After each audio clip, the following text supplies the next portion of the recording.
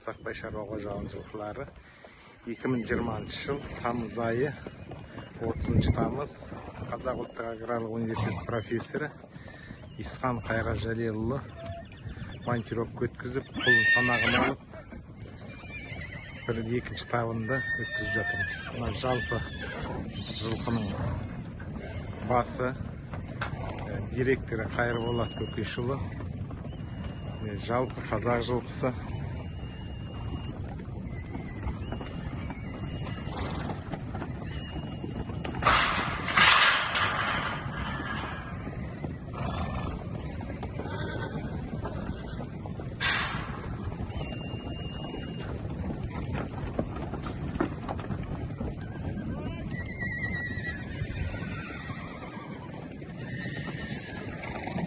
Қазақ жылқысы қара торы, ішінде көгі бар.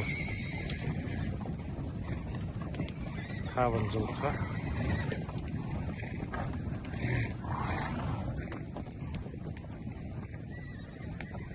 Таныстырып тұрған ауыл шаруашылығының кандидаты, доцент, Қазақ ұлттық аграрлық университет профессор Исхан Қайрат.